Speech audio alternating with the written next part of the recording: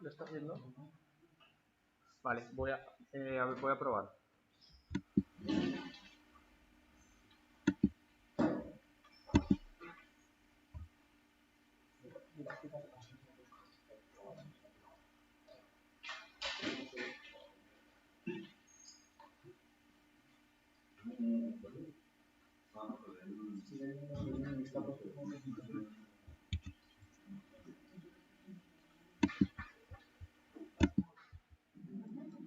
No entiendo,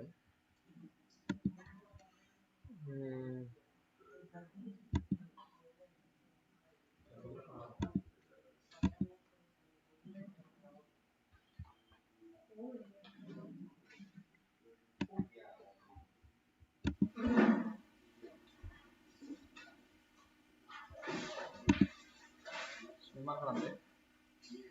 Sí, ahora estoy bien.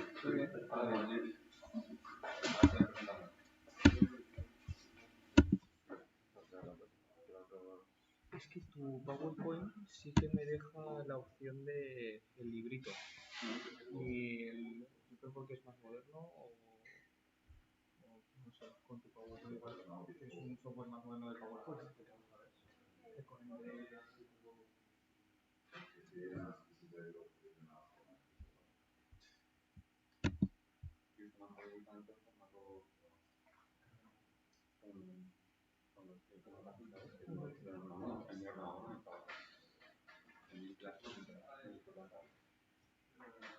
igual estar conectado al... No, bueno, porque en clases de la universidad no está conectado.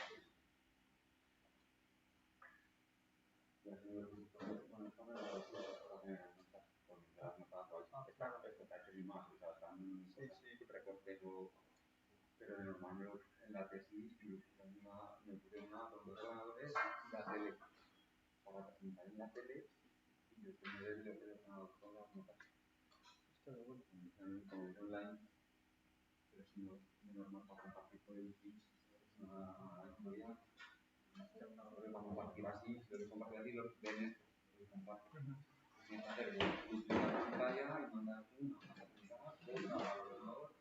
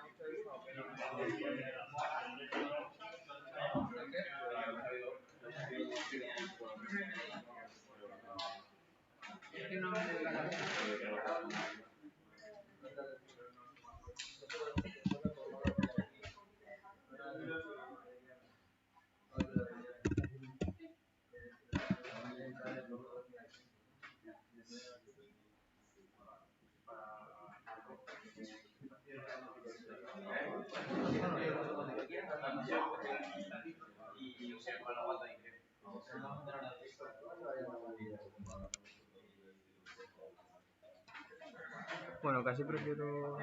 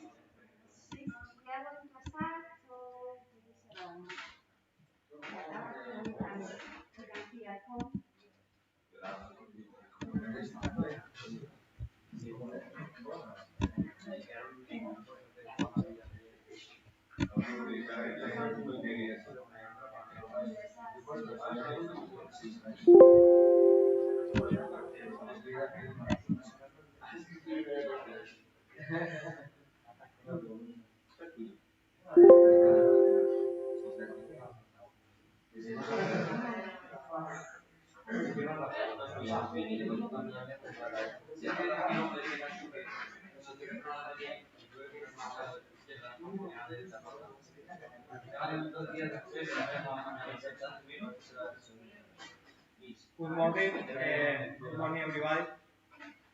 Welcome to the second day of the seminar training stage. Today we have the pleasure uh, to hear Noel Martin. He's an expert coach of individual sports in New York, and he is doctor in the for Universidad San Jorge in Spain. And he is going to talk about determinants in athletic developers equal to advantage. So, Thank you, Pablo. Thank you, everyone, for being here. My name is Noel Martel. I have a PhD in sport performance, and as Pablo said, I am lecturer in University of Hancock. So, this talk is intended to be to talk about things I think is important when coaching child and adolescents. So, hopefully, it's interesting for you coaches and for a question for coaches. How young are the youngest athletes you coach? How old are they? 5 years. 5 years. Okay. Then, how old are the youngest riders? 4. 4 years. And Hola.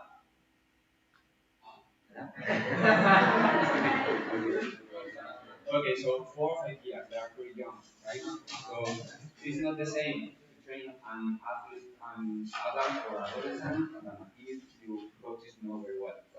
So this is what are we talk about. We're going to start with physical activity in childhood and talk about background. There are many athletes in several sports, several different sports. Well, I didn't say before. I come from the ski world, cross country ski world, mostly cross country ski and triathlon as athlete and then also as a coach. So in different sports, there are some athletes that they are the best level in the world before 18 years old. So different in cycling, athletics, different. What has to happen for this? First, I start genetics, right? someone has to be the best in the world with 16, 17 years old. It has to be like a very intelligent, but also what is needed to happen. It needs to happen like a very good program, a very good supervision for different professionals, right? And these guys, I don't know if you know these guys. This yeah, I think the name is Arad Hosseini. He's from Iran, and this is Sandra. He's American, Ukrainian American. Arad Hosseini in this picture is 3 years old, and you see his body, right? What do you think about it? Is this good? Is not good? Is this necessary to be a super athlete, a champion, or not? It's not necessary. It's not necessary. It's not necessary. And it is good or it is not good? It's bad. What do you hear for in general population, maybe not in elite sports, but what do you think in general population think about this? About the hard training for kids? What do you hear? They say it's bad. They said it's bad. I think everybody here has listened to this. No? It's not so. It's bad to train that hard when kids, when in young kids. And why? What do you think? They say it's too much force on the body. Too much. And strain. What happened with strength and kids? Sorry? What's up with strength and kids and child? What do you hear? They say it reduces their growth and they won't grow as tall or this kind of stuff. I guess several of you hear that if a young kid trains strength, it's going to alter the growth, right? It's going to be like growth abnormalities. And what do you think? Is this true or is it not? I think there needs to be a balance. Depends. In sport performance, always the best answer is depends. That's true. But the interesting is what follows the depends. What do you think, Levi? The children can practice their strength, but it's not made with these children a lot of hypertrophy. Because it's a problem for your brain. Okay. Yeah, it could be a problem. So this talk is intended to talk about these things, you know, and there are some aspects that are very clear in the literature and research. Some others are not so clear. So let's talk a little bit about that. First of all, we're going to talk about a background. I think everybody knows what growth means. It's an increase in body size in any of its dimensions, weight, volume, hypertrophy, increase in cell size, hyperplasia, increase in cell numbers. So we dive mostly with the names, number of cells as we born, but what is mostly changed is the hypertrophy. Maturation is the functional changes that occurs in the body, in any structure, tissues, organs, whatever. And development are the structural changes in these structures. I have a quiz with athletes. Who's this? Nadia Comaneci. Okay. So these terms, maturation and development, are very related to each other. When an structure is fully developed, it should be fully functional. For example, we all know that very young childs, don't have the anaerobic capacity as developed as an adult. So they can speak or scream as an adult because of the enzymatic function. And there exists, maybe some of you hear about the maturity markers. See? For both health and sports are used several maturity markers. Any one of you hear about or have some experience with it, with these markers? The most common, the most normal, what is the X-ray in the wrist, no? Radiological test. Scaffold. Yeah. Okay. We can see how's the bone in the plates, or we can estimate how. I mean, I hear that in a basket team in Zaragoza. right now, I don't know, but a few years ago, they still were doing this test to try to estimate how tall are going to be the kids. And even in pediatrics, they still use it. I have an athlete who has a guitar in the road. It was, and the pediatric 2 years per, two times per year performance test. What's the problem of this test? What's the problem of this test? An X-ray. An X-ray is not something innocuous, right? There is some radiology. It's very few. It's not. It cannot be a big problem, but you cannot perform this test like 5 times per year. You shouldn't do it.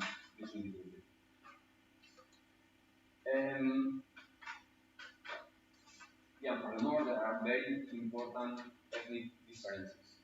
So this test, all these, I have shown that in the presentation all the authors, if someone wants to explore a little bit about that.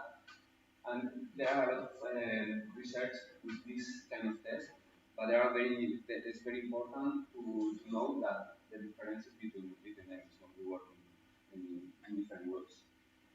There are others as the pediatrics use more, like the sexual visual exploration, the pubic hair, the genetics, the age of menarche. Menarche is the first menstrual flow in girls.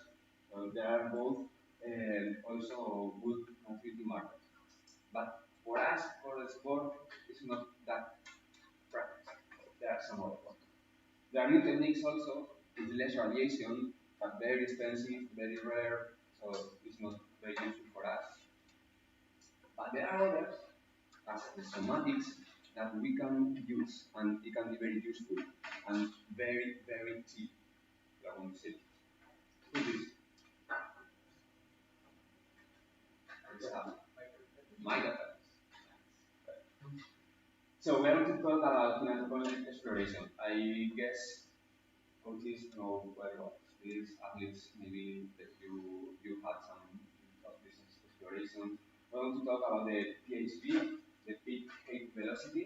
Like Carl said, is what is Italy known like the pubertal sport when a girl or a boy grow a lot in 1 year.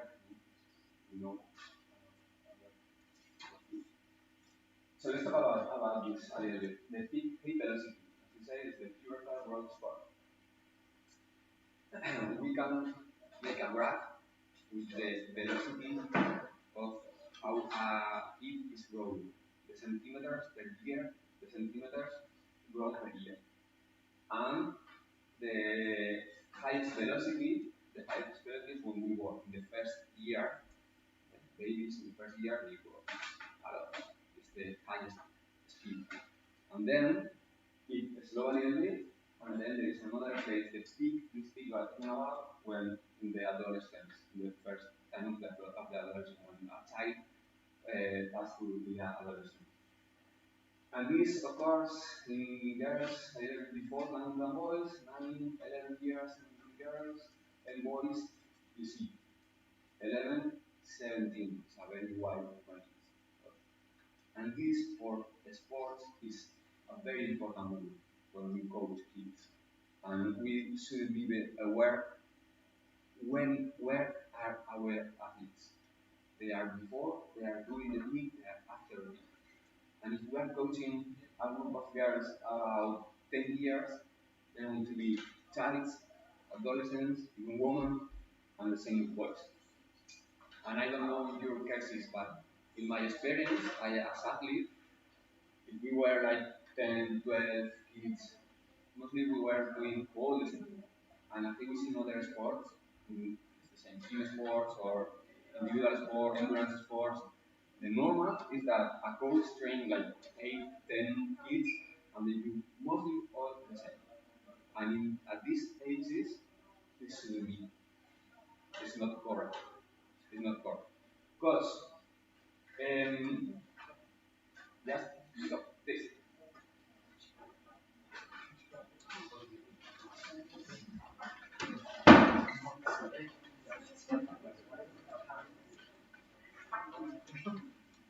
Okay,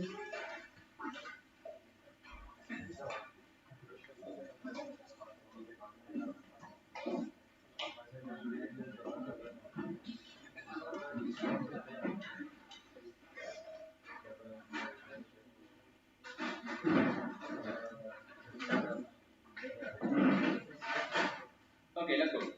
So we're talking about the PhD, right? I was talking that just before, just during, and just after this PhD, athletes are more sensitive to different types of training, and this is important. This is what it used to be known as windows of opportunity. Now, and it's a point where there is more risk of injury because athletes, they have to get used to this new body. It's a new body, and they grow like 10, 12 centimeters a year, and it's a point where to be aware. Yeah, and it was known as windows opportunities. So if someone started several years ago, we call that windows of opportunity. And now it's a new term preferred to be used that periods of accelerated adaptations. Yeah, and it's important to the long-term athlete development model. The long-term athlete development model is something we know in literature and research when we go for a planning for to plan in long time. Several countries have like a very good development model. Not in North America, it's very rare.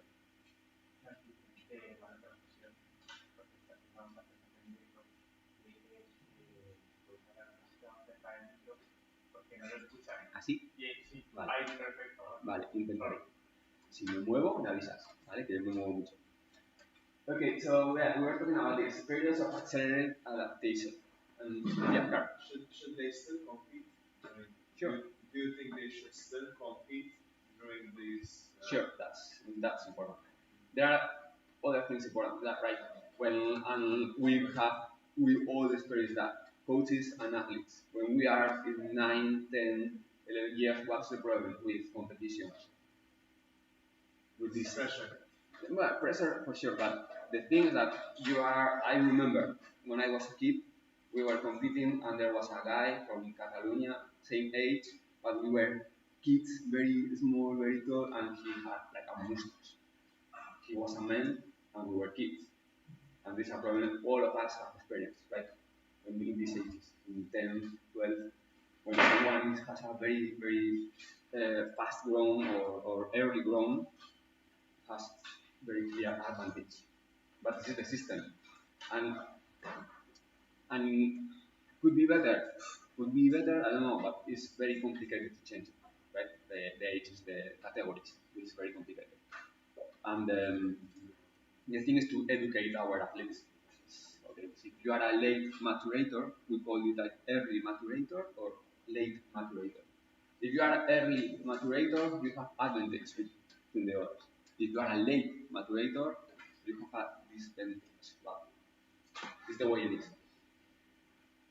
So it has been it's something that it has a lot of research, and there are some things very clear, some others not so much, but it's something important. And I wanted to show you there is a research, a study of Joy. Joy, for all of you coaches, is if you want, I can show you something more, but it's in a study very interesting about the development of young athletes, and it's a very short frame of what Joy thinks and so. So this is what I call the periods of accelerated adaptations following the youth physical development. I want to show you this tape, right? This is for girls. Here we have the chronological age, which we're going to talk about this afterward. The important is the motivational status. The years previous the PhD, the years during the PhD, and the years after the PhD, the behavioral state. And you see, we have to train, we have to compete all of these years. If you see, for for me, when I study this table, there is something that is you could is strange for you, or is it gives your attention in this table. Have you seen the age here? 2 years old. Okay, so from 2 years old to adulthood. So here we can distinguish the colors is pink because it's girls, but it's light pink for kids, for childhood, dark pink for adolescent or adult. Okay. And there are some physical qualities, as it says here, that you should be trained all of these times. But some ones have more importance in some periods of the maturation status. Okay? As we say, for example, FMS means functional movement skills, like general skills. Right? SSS is sport specific skills. Sport specific. You are a rider, the BMX skills. Agility, speed, power, strength, hypertrophy, and if you see here, I think Rafa told us before the adolescent, before the PhD, an athlete can improve his strength, but not by hypertrophy, as you said. Yeah, changes are more neural, but this is very important also, and many times are underestimated. The neural improvements of strength in kids. BMX working this with the screen or not in the gym or less gym. Okay, we'll talk about gym or not gym kids, and this is a normal question we can do as coaches. I should put my kids in the gym or not? The child can be gym, but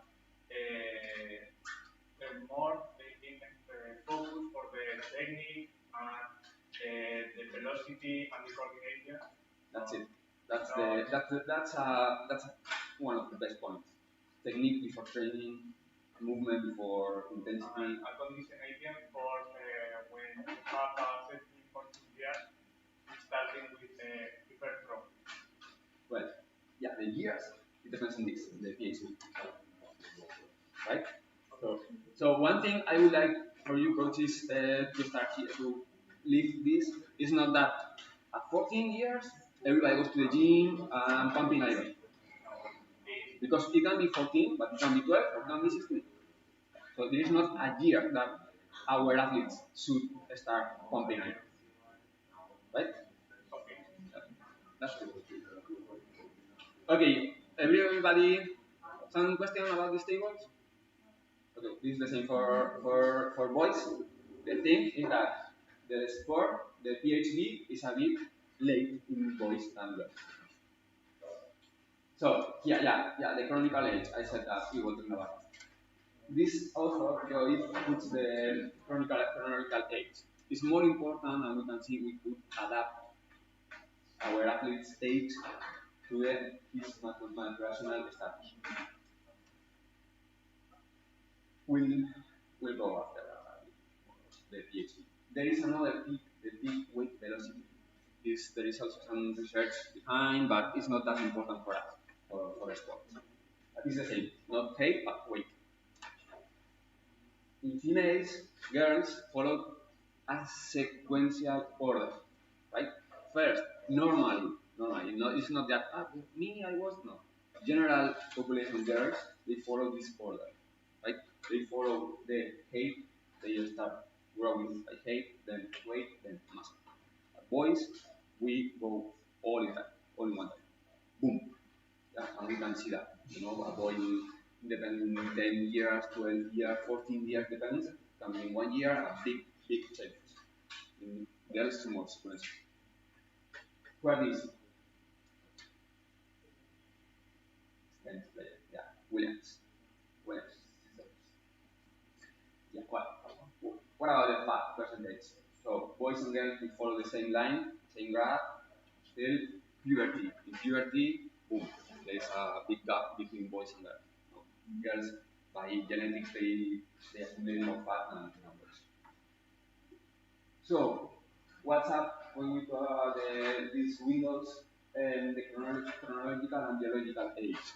Chronological age is the age we have today, and this is the formula we're going to use, Pablo, for the test.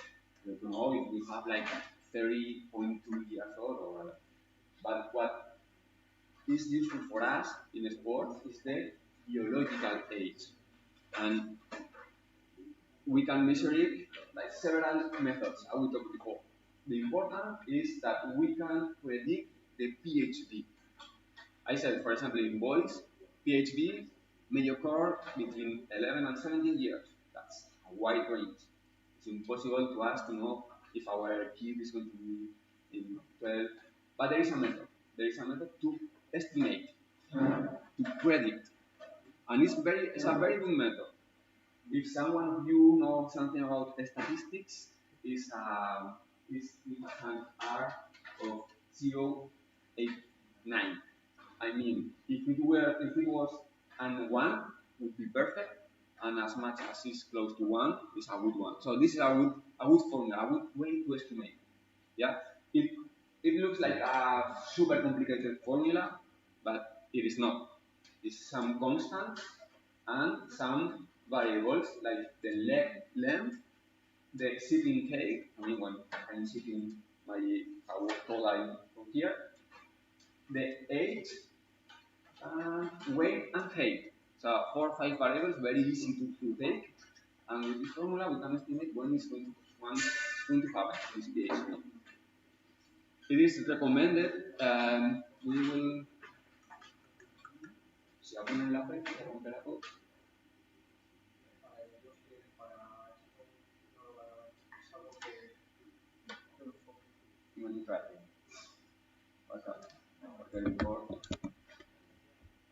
this is a short video.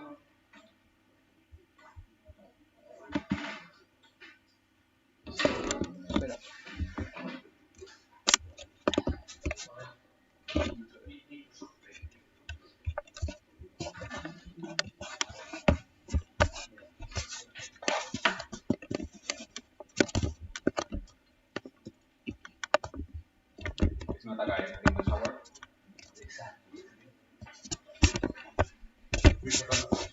So I just wanted to show you that if we can Excel,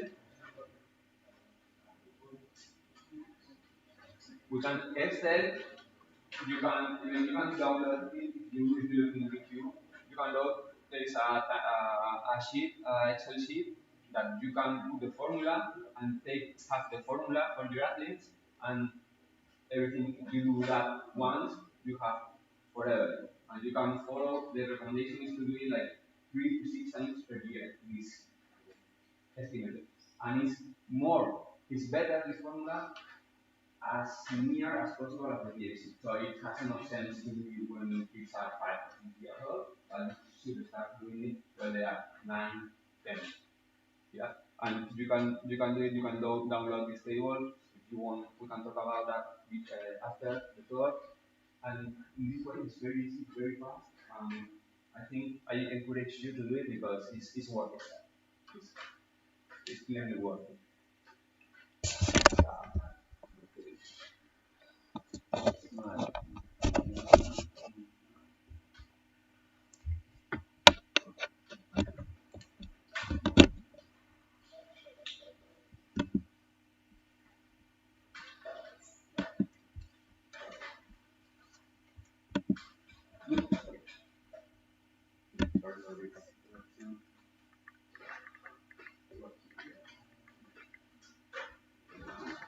Some questions about PhD. That's something to think about. I think it's cool to use it. Now we are going to talk about the physical training world. We want to discuss these myths you were talking about. It's good, it's not good to train kids or not. So could this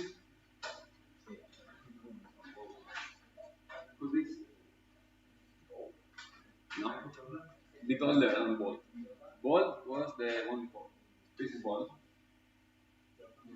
Michael Jordan. Yeah, Michael Jordan. So what I'm talking is how physical training affects the height and weight. I think most of us heard that the strength training will affect the height, the growth, how our kids grow. There is no influence in height. All of the research is not so easy to do research with kids. So this is not like it should be more, and maybe in some years we know something more. But as we know now, there is no negative influence of hate, right? Not in hate, not in war. Even if we compare athletes with non-athletes, athletes are taller, heavier, they have a greater maturity, and normally also it can be explained possibly for a better life. And we talk about this because diet and energy expenditure is going to be a key in this, and it's going to be a key in this myth of what happened with growth and development. May a child stop growing because of physical training program? So the first answer is no, no, not at the end. It can alter the when it's going to grow. It can be in some sports maybe an alteration, not because of the training, but only because of other determinants in the sport. As I said, the energy expenditure. Yeah. So athletes with growth and migration have made. There are some other sports as gymnastics, some dance, that those athletes with an alteration in their growth or in maturation have an advantage in performance. You know, in many gymnastics, those athletes that they have a later maturity may have some better performance. And this is what can discriminate participation. If we go to the Olympics and we see on TV the bodies of the best athletes in gymnastics or dancers, we can connect that dance or gymnastics can cause to have these bodies. I mean, it's not. It's a discrimination in participation. That's something to have. It can alter the body composition. That's of course, the fat percentage decrease, increase the muscle, the muscle mass. It's something we all know. What's up with bone maturity? It has a positive effect. No? Exercise, furthermore, if the exercise involves weight bearing, or impact, it has a very good positive effect in the bone maturity. In some sports, as tennis, rowing, cycling, there are some research that cyclists have less bone density than other athletes. Most of the research is performed in road cycling. So normally there's no impact. Maybe BMX, you have a lot of impact, crashes and falls. No, I don't know. But the thing of not have impact or body of weight bearing can be different in some other sports. And they have been some research behind cycling, and they have some problems in athletes, in super athletes with bone density. I mean, a professional pro rider may have some alteration in the bone maturity, and because of this, I do some research in cycling that it's recommended to train and to practice some impact sports and weight bearing sports for cycling. Probably it's not the same in BMX because quite different with road cycling, but I think to think about it. And it also may alter bone maturity in other specialties, gymnastics, swimmers. But normally that's important is most linked to the exercise control weight. I don't think it's an issue in BMX. I don't think there is a super control weight, no? as in road cycling or athletics or gymnastics. But in these sports where control weight is something big, this is a problem not just for performance, but even for health. Does it affect the sexual maturity? It may delay the sexual maturity in some sports. Yeah, I told about gymnastics or dance. It can have a delay in girls in the menarche. The menarche is the first menstrual flow. And this is something in high level sport performance is something very common. Athletes, female athletes, have, can have a delay, a big delay in the first menstruation flow. The main cause is the energy expenditure, the low fat, that do not reach the body weight, the critical body weight. No, we know we need fat for what? For what we need fat in health terms. What do you use fat for? Energy, but what else? Structural, and something very important, heat, yeah, something, those who study physiology, Rafa, what do we need fat for? Fat, la grasa. ¿Para qué necesitamos la grasa? We need fat for energy, for heat, for building structures. There is something else very important. What? Resistant body, something. Energy, protection, sure, but also for our hormonal system. Hormones are made of fat. We need fat to produce hormones. And this is something we cannot forget. And I've seen as a coach athletes with weight problems. Not problems, but obsession. That's the word, I think. With weight obsession. And in those sports that weight can be an obsession, may have problems with hormones. And in sexual maturity, hormones are key. And for female athletes, this is super important. So we cannot forget that we need that, and it's very dangerous to do not reach the critical weight. Like, again, I don't think PMA is the sport, but this is something I don't think. But it could occur. So coaches, we should be aware of that. If we see some of our athletes, boys and girls, but more in girls, with control weight obsession, this is something that to be aware of. Yeah, it has been suggested that 1 year of training. Yeah. There are studio and video in the face of the gold medal Conor Phillips, and seeing the video, the body parameters, and your percentage of fat weight is very tall. Very tall? How tall? Do you remember? 28. 20? 17, 18, that's pretty tall. And this is normal for a female. It could be a less percentage in general population for us. In the program, yeah, they were surprised by the very tall fat for the high percentage of fat. In comparison. Yeah, in compared with other sports. Yeah. But your peak forward for height for UFS sports or solo los esperaban de Okay. Yeah. I think that's a good thing. I would be happier if this happened.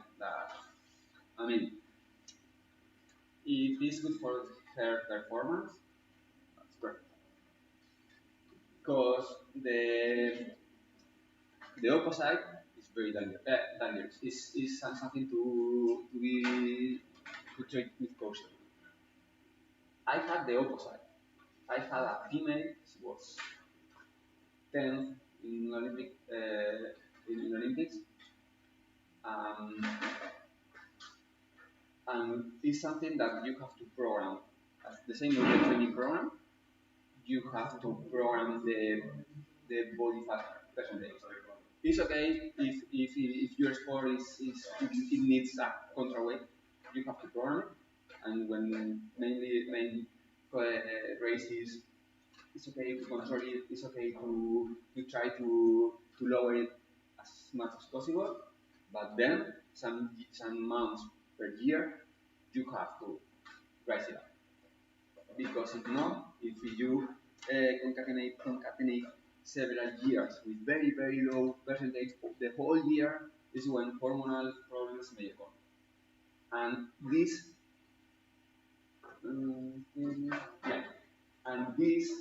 it can develop into something very special for females because it's called the female athlete triad, and this has been the cause of some of the best female athletes to stop their athlete career.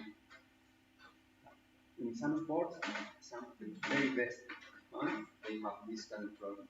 And this, like, a triad is something that occurs in 3 parts, right? Energy availability, menstrual dysfunction, and bone health. Most of them have problems with osteoporosis, right? Osteopenia, osteoporosis, and this is a very health problem, a very important health problem. What's up with somatic maturity, the PhD, peak height velocity? No alteration. No alteration with regular physical activity. In some sports, in some sport training programs, may have a alteration, a small delay in this PhD with high intensity. About bone tissue, all sport, all training, weight bearing or impact has a very positive effect in bone density. So bones are stronger in athletes when impact occurs or weight bearing. Bones are stronger. More bone mass, even in baseball. So they have research with they have more bone density in the dominant arm. There is of course a threshold, an umbral. There is a threshold from which the exercise load is good or it is not good. Too much load or impact or repetitive activities may cause, this is very common in running, in athletics, stress fracture. In athletics, adolescent have a lot of stress fractures in tibia. Not much inside. It's not impact, but just the crashes or impact. There are other kind of fractures, because stress fracture. A stress fracture is when a bone has been subjected to several impacts. It's a very tiny fracture. But that's a problem. Yeah, and too much load and menstrual disorders may occur, as I said, the triad, female, bone demineralization, premature osteoporosis. In muscle fiber type, well, muscle hypertrophy is more important in adolescents. Well, I want to talk about the adolescent period is key in training, only for hormones. And in pre-adolescence, there is no change in fibers. Who's this?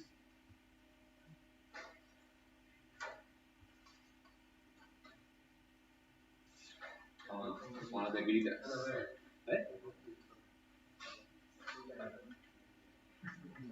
Is one of the greatest athletes ever. Retired a few years ago.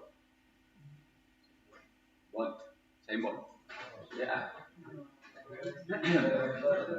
So, in adolescence, it may be a change if an endurance training program occurs.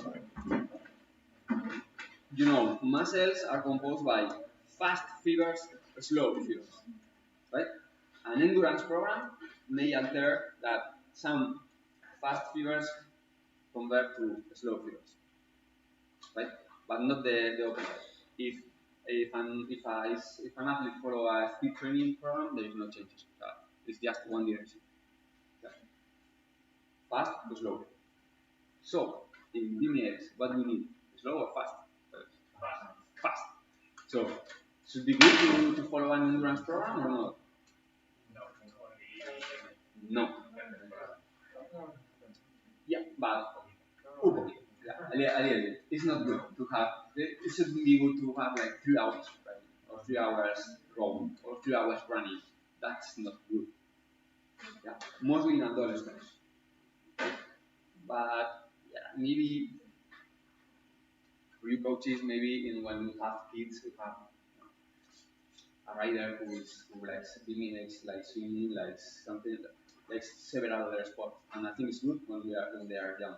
But if thinking in performance, it's not the best because there is a sense. In strength training, and we start now with we started with the stuff. Yeah.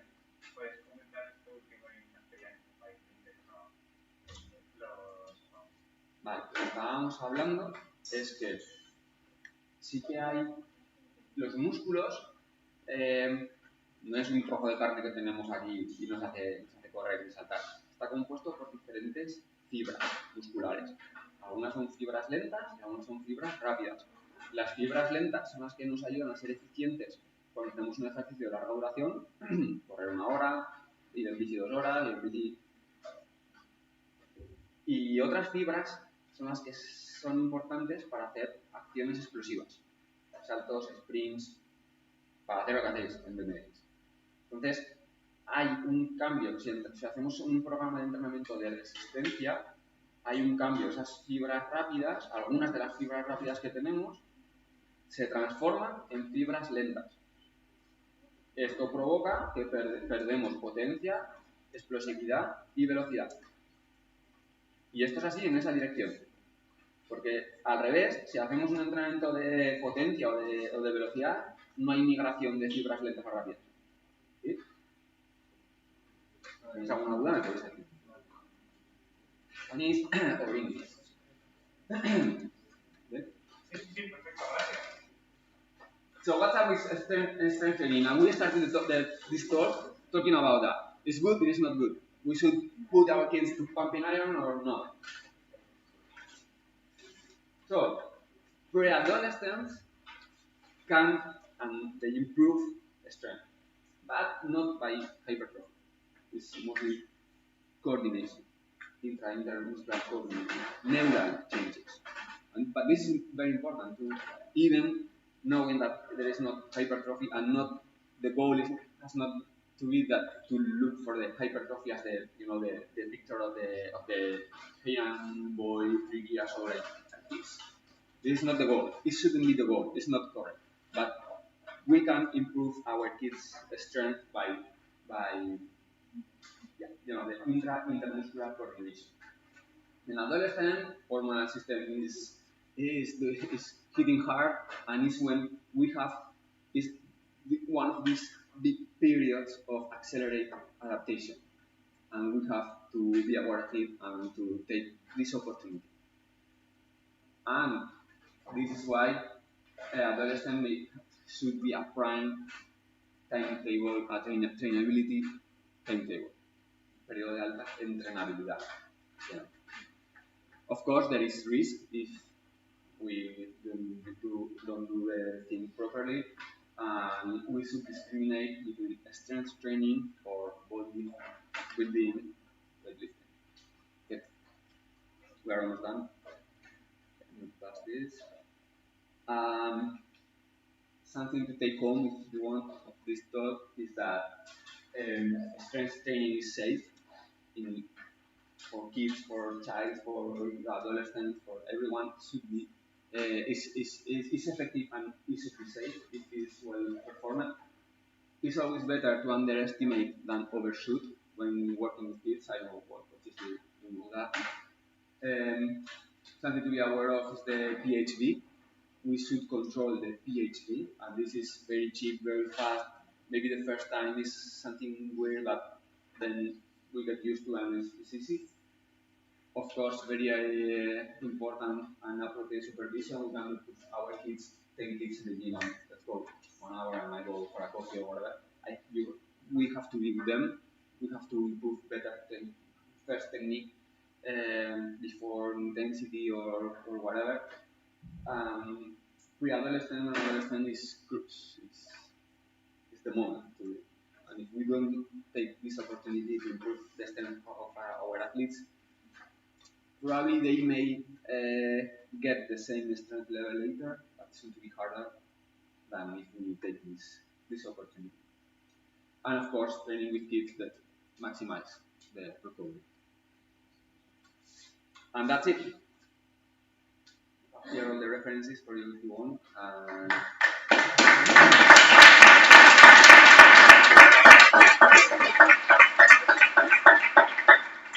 If you have any questions, please feel free to ask. Sí, yo tengo una duda. ¿Sí? Estás comentando que hay riesgo cuando entrenas el entrenamiento aeróbico en perder fibras rápidas, ¿no? Sí. Entonces, estamos de acuerdo que para todo deporte hace falta una base aeróbica. ¿Cómo hacemos ese entrenamiento?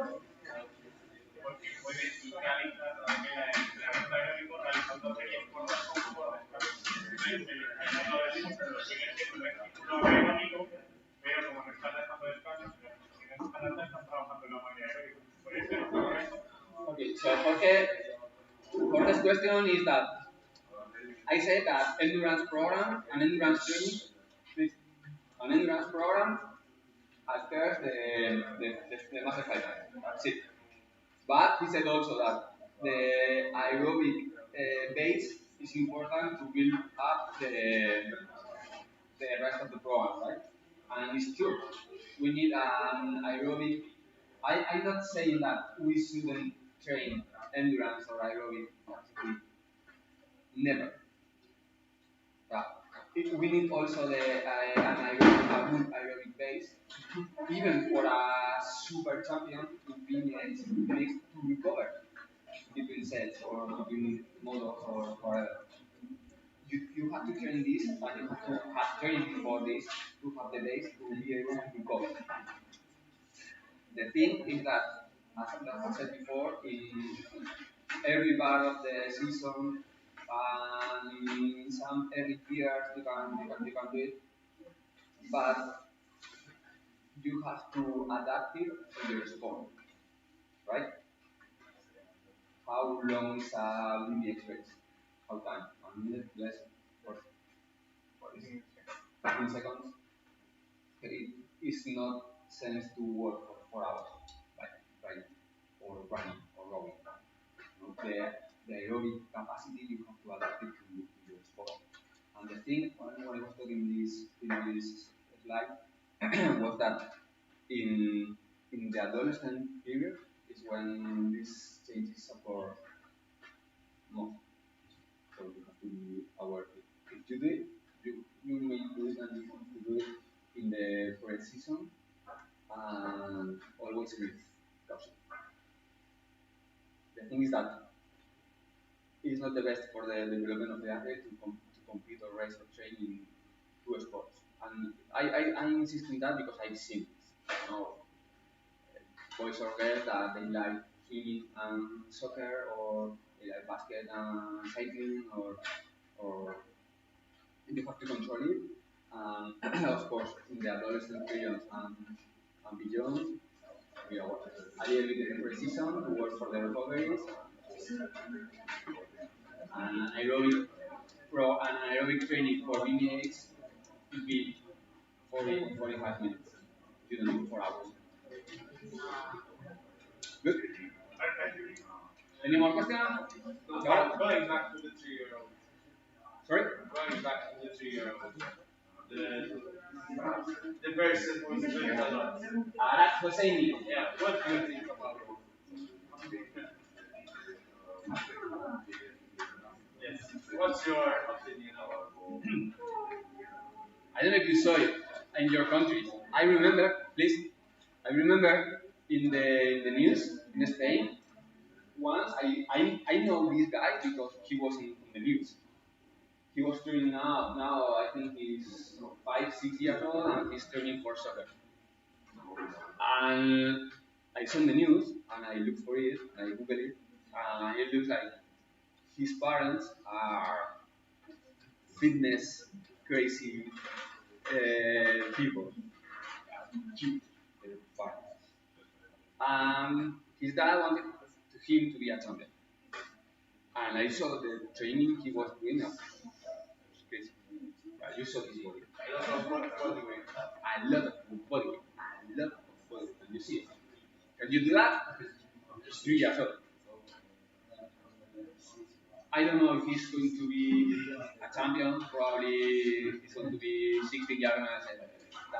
So I don't know. Maybe he's a super champion in a few years ago. We don't know. But I don't think it's the only way. Of course, it's not the only way. I don't think it's the best way. I have now a 2 years boy, and I do not do it. I don't think so.